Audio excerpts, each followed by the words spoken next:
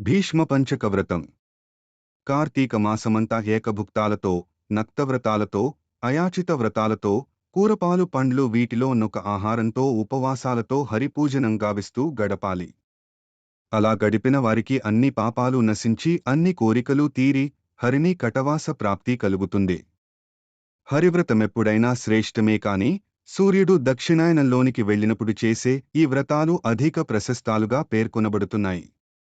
ఈ కాలం తరువాత చాతుర్మాసాలు, కార్తీక మాసం సముచితాలుగా చెప్పబడుతున్నాయి. సాధారణంగా కార్తీక శుద్ధ ఏకాదశి నాడీ వ్రతాన్ని మొదలు పెడతారు. ఈ రోజు త్రిసంధ్యలలో స్నానాలు చేసి యవాది పదార్థాలతో పితరులకు నిత్యపూజలను గావించి అప్పుడు హరిని పూజించాలి. వ్రతి మౌనంగా నెయ్యి, తేనె, చక్కెర, పంచగవ్యాలు, నీరులతో హరి మూర్తికి స్నానం చేయించి కర్పూరాది సుగంధ ద్రవ్యాలతో హరి శరీరానికి అనులేపనం చేయాలి. సాధకుడు పున్నం వరకు ప్రతిరోజూ విష్ణుదేవునికి నేతి తోడి గుగ్గిల ధూపాన్నిచ్చి పక్వానాలను మధురమైన మిఠాయిలను నైవేద్యంగా సమర్పించి ఓం నమో వాసుదేవాయ అనే మంత్రాన్ని 108 మార్లు జపించాలి. తరువాత ఇదే మంత్రాన్ని స్వాహాయుక్తంగా పఠిస్తూ బియ్యం, నువ్వులు, నెయ్యిలను కలిపి వాటితో, దానితో ఆహుతులివ్వాలి.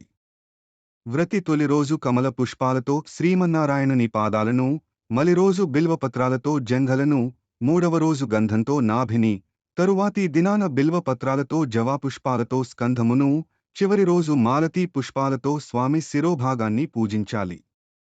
ఈ 5 రోజులు పుడమిపైనే నిద్రించాలి.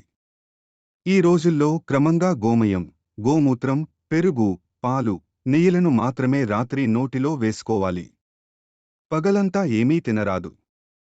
ఈ వ్రతం వల్ల ఇహంలో భోగం, పరంలో మోక్షం కూడా లభిస్తాయి. మాసంలోని 2 పక్షాలలోనూ ఈ వ్రతాన్ని చేసిన వారికి ఏ పాపాలు చేస్తే నరకానికి పోతామో ఆయా పాపాలన్నీ పూర్తిగా నశిస్తాయి. దీన్ని భీష్మ పంచక వ్రతమని ఎందుకన్నారో తెలియరాలేదు. శోధించాలి.